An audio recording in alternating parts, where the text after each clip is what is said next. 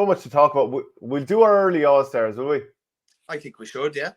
Yeah, okay. Well, actually, do you know what? Before we do that, we might just to give me an opportunity to sort of, put together a little page for us to plot them all down. Might play a little bit of a clip from Chrissy McCaig, since we're talking about some of the veteran players, and I think he's turning 33 today. You were saying 34 today, yeah. 34 today. That he's going to be marking David Clifford, and it was the tail end of 2022 where we chatted to him about the potential of someday marking David Clifford. So it's this is like in one of those kitchen shows. Here's a clip we prepared earlier.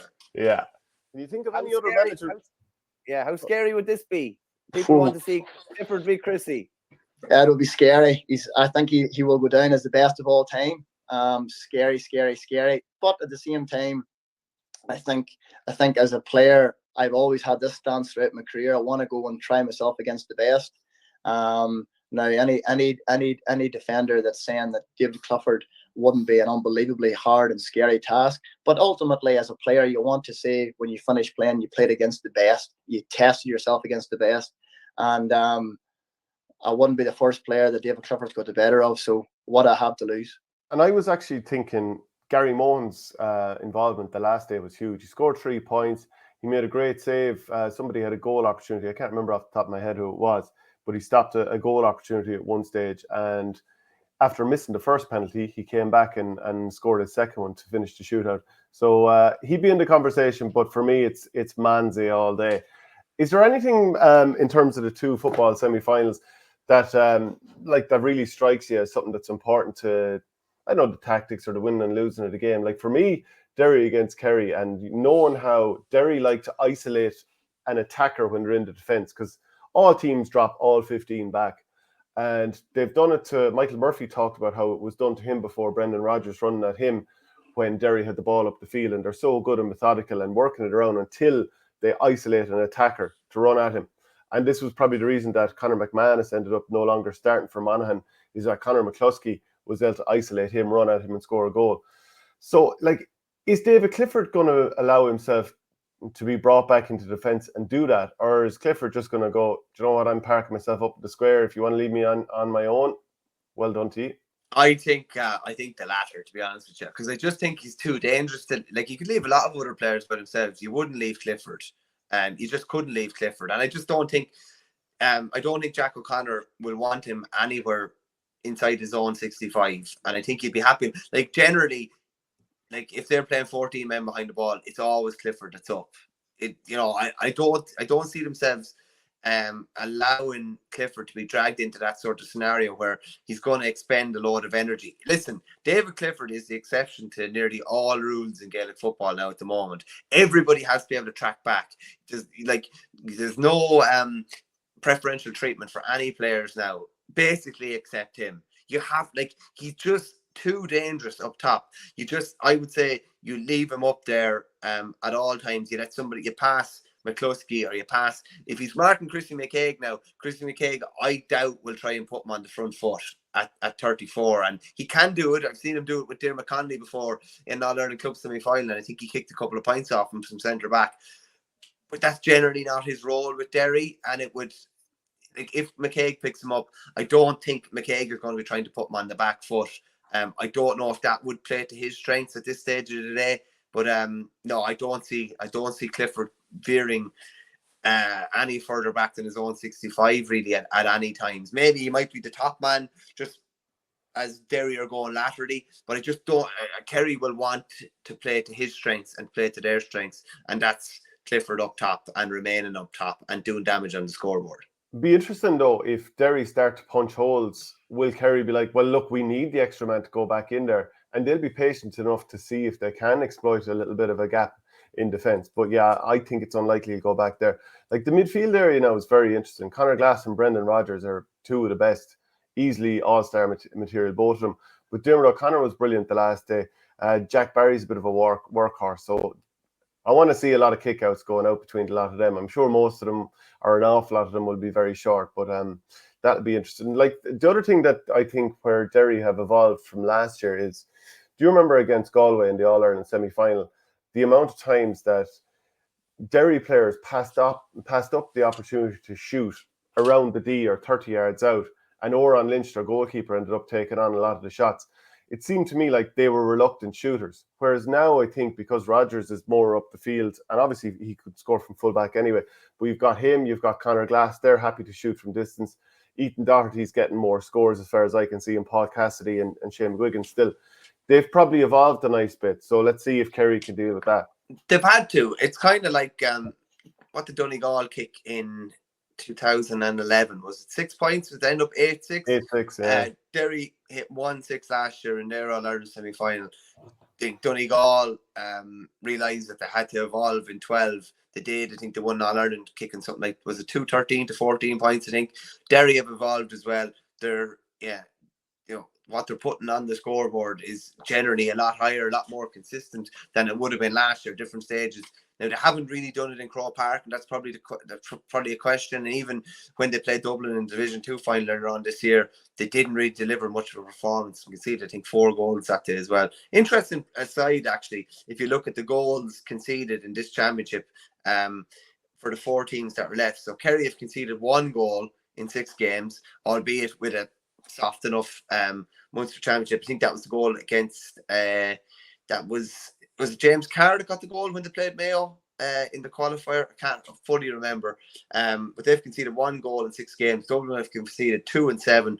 Monaghan have conceded 3 and 7. And Derry have actually conceded 6 and 7, which you'd have them down as the most defensive team. So that kind of, maybe that shows that the shackles have been taken off somewhat, and they realise that they need to speculate, to accumulate, and to put up big scores. So maybe going to have to concede 1 or 2 at the other end. But what's the score going to be if Derry are going to be really competitive in this game? What are we looking at? 112 to 13 or something like that? Is that kind of what you're thinking? A miserable old scoreline. Maybe a wet day would be handy as well. Yeah, well, you know what? Let's play a little bit of a clip of Poacher and Varley chatting about it last night. You can get the full video on the OurGame, OurGame.ie. Are you going on record saying that Derry are going to edge this? Yeah. I think Derry. I have a feel. I just have a feeling from the word go this year. I said to you, I've just been very impressed with how they've made the transition from losing Gallagher to Kieran Mina taking over. I'm so impressed with how that's gone so smoothly. I'm just so impressed with how comfortable they were against Cork. They was never really in danger, bar the goal from Cork, where there was a little bit of a hooray for a minute, but Derry would stood down the field and scored instantly. And I just been so impressed with them, and particularly their development from last year. I think they're a mature group. They've won back-to-back Ulster titles. Yes, they didn't get over the line against Dublin in the Division 2 final, but they'll have learned a lot. And don't forget that day, Chrissy McCaig was injured that day. Owen McAvoy was injured that day, and Conor Glass went off an injury that day.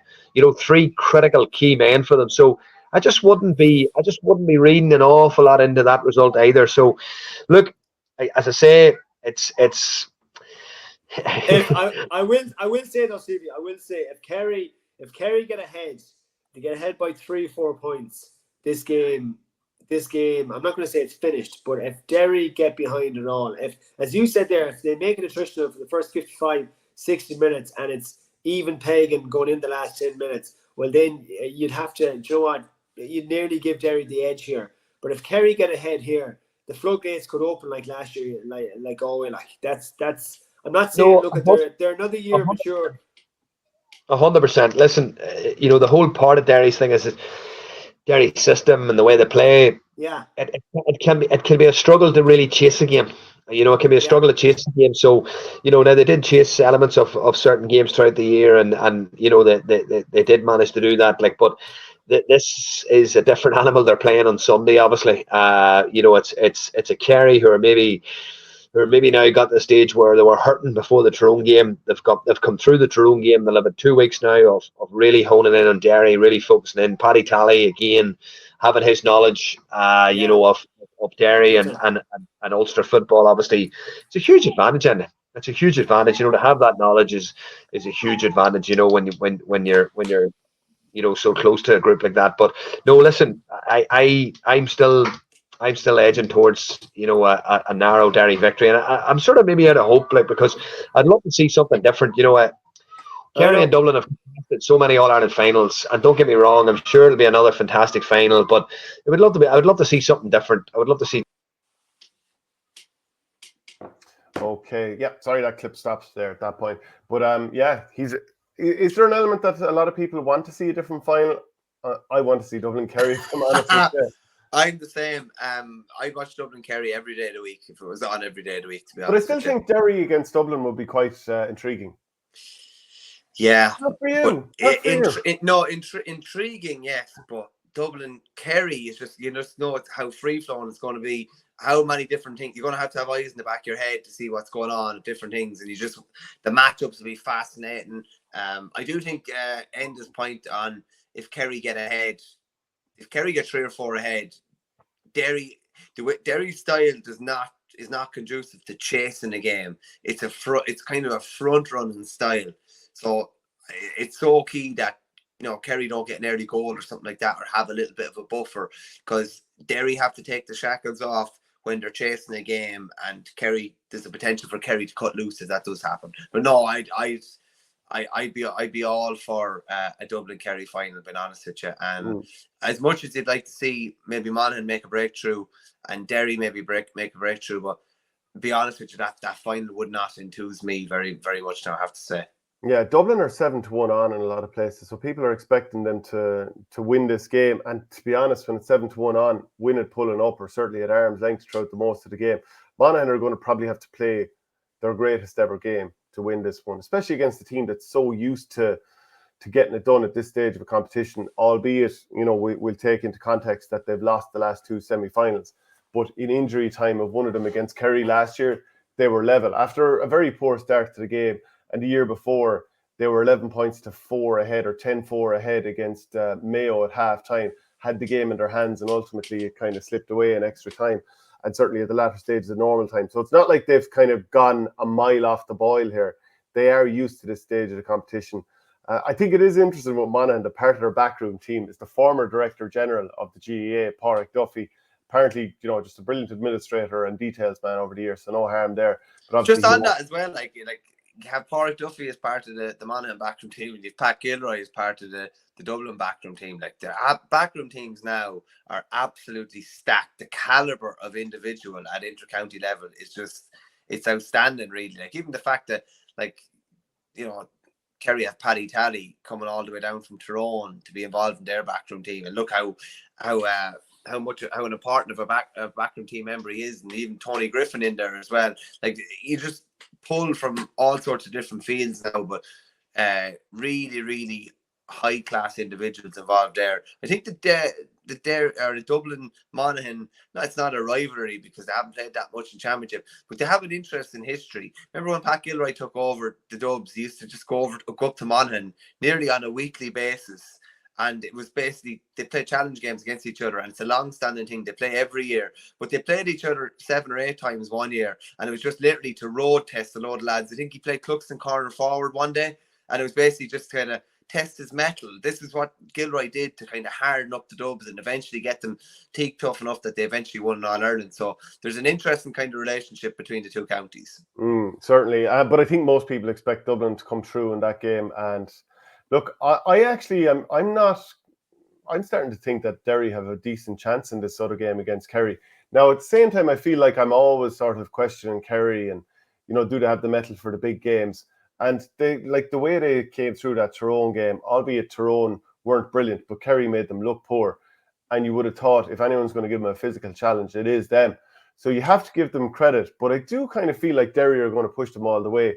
But I suppose with the shooting power of Clifford and so on and so forth, I'd probably have to go with Kerry there. Would you be similar? No, you'd be definitely thinking it's going to be the tighter of the 2 semi-finals anyway. And listen, you want to, hopefully both teams are taking down the stretch and they're interesting games. But if you're looking at which is going to be more of an arm wrestle, Derry could pose some pretty tough questions for Kerry, particularly if they get off to a decent start and they're able to. It's there's only a point or two between them, particularly coming down the home stretch. But yeah, it's definitely far from like if you're going to say there's going to be an upset in either semi-final, I'd be leaning so strongly towards Derry potentially upsetting Kerry. I just cannot see Monaghan beating Dublin, being honest with you.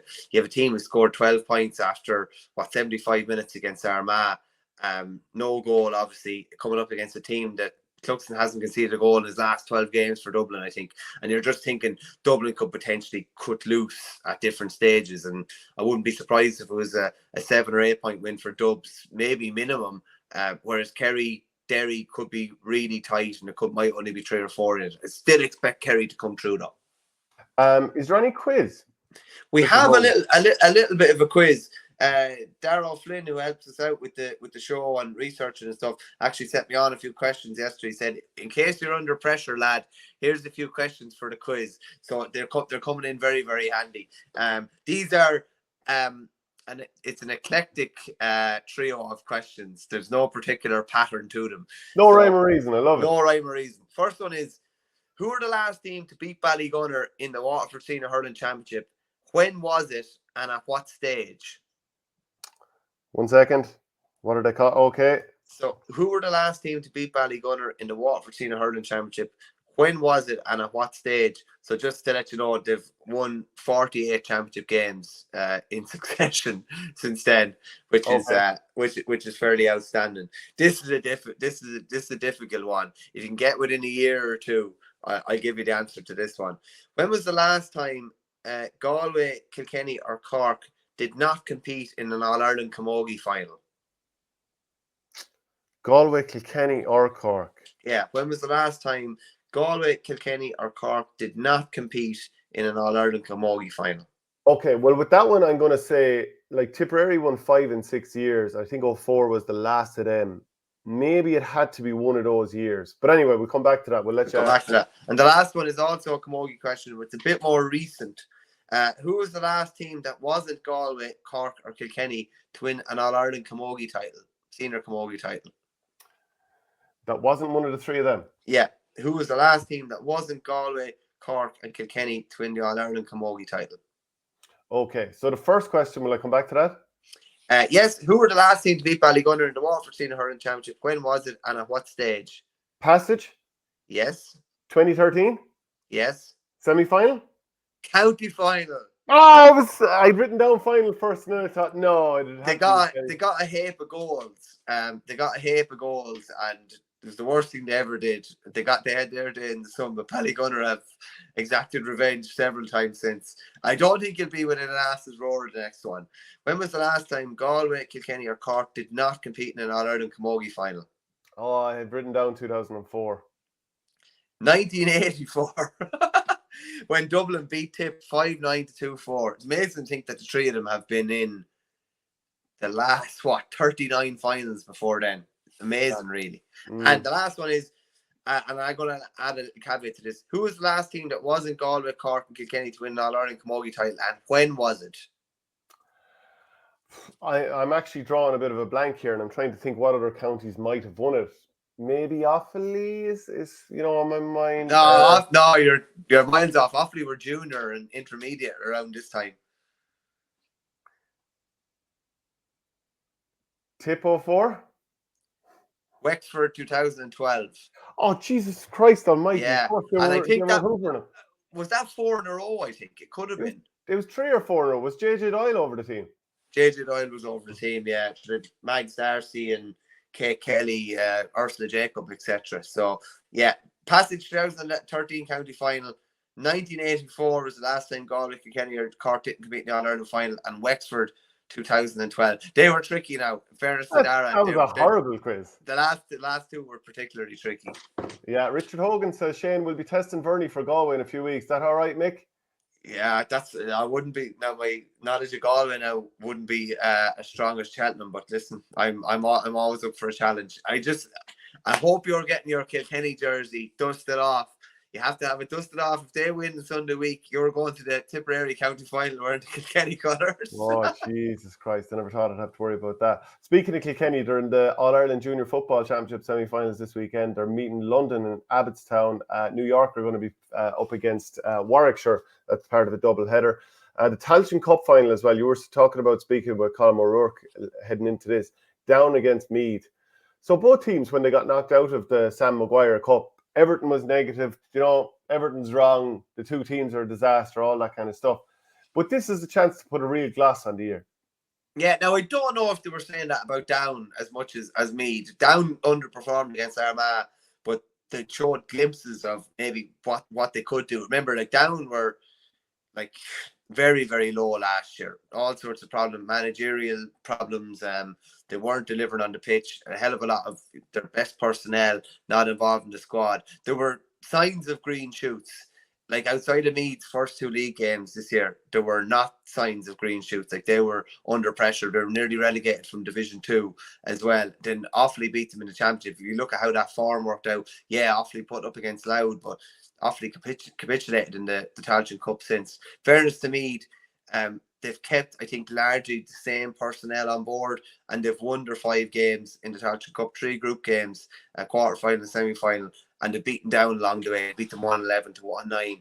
Conor O'Rourke was kind of saying yesterday that they weren't being naive or innocent in how they were defending. It was just 3 or 4 new faces in defence, and there was always going to be some teething problems and take time for, you know, a defensive structure to cement in. But Meath are actually outsiders going into this based on Down bagging the 8 goals against Laois in the semi-final. And listen, I think the fact that these two played, 32 years ago in the 1991 All-Ireland final, O'Rourke was obviously playing that day. He could only come on. I think he had pneumonia. I actually did a video with him last year talking about that, so you can find that if you type in Colm O'Rourke. You can definitely find it. Like, he was writing columns for the newspaper heading into these big All-Ireland finals at the time. For the Sunday mad, isn't it? Yeah. He did a fitness test with Sean Boylan the day before in Park Tailteann, and he was physically incapable of running. And then 24 hours later, adrenaline or whatever kicked in. He came in, I think he came in around the 43rd minute, nearly had turned the tide. But maybe this, he said it was one that he always felt got away from him. Maybe he'll exact a bit of revenge 32 years later. I don't think Down are going to pierce holes through the Meath defence, maybe like they did against Laois. To be fair, though, they're a Croke Park team, though. Like, to me, they just have so many silky, classy forwards and they've pace everywhere. I'd give them a decent chance here. Yeah, Richard Hogan says there as well. Down have a great record in finals in Croke Park. They have an outstanding record in finals. I just have a sneaky feeling Meath might deliver something here in this final. They've been consistent since they were beaten. There's also the big carrot of, like, Down or Division 3 team. They will compete in the Sam Maguire next year, regardless of how their league goes next year. Same with Meath, even if they were relegated from Division 2 next year, they'd compete in the Sam Maguire. So it is a fair carrot. I'm just wondering as well, as regards when you compare it to the Joe McDonough, like, is this a much better reward in the sense that next year is the reward, something that you can build towards, rather than the reward being you're playing Offaly or playing Tipperary in 3 weeks, or Carlow or playing Dublin in 3 weeks? Is this, like, is thinking about it in a longer scale, is this players more weren't going to beer after this match? Do you know, they want, like, yeah, they've had a long, tough season, and like, it's better for them than, rather than, let's say the Tailteann Cup was played off and it was done by early June, and then that team is parachuted straight into the All-Ireland Championship. They wouldn't have had that extra month or 6 weeks or whatever you want to say to sort of build, let's say a month or 6 weeks is really going to stand to them next year, irrespective of whether they win the final or not. So I think that in itself is a reward. Well, look at it as well. Westmeath knew they were playing Sam Maguire this year. They weren't great in Leinster. They were beaten by Louth. But look at their performances in the All-Ireland series. Like, Westmeath should have been true. Realistically, should have made a preliminary quarter-final. And I think maybe that's partly due to the fact that at the start of their year, or at the end of last year, they knew they were going to be in this competition. That was their end goal. Peak in June, early July, hopefully, and they put up some massive performances, albeit fall up as small as short. So there's a fair carrot there for the winner, you'd have to say.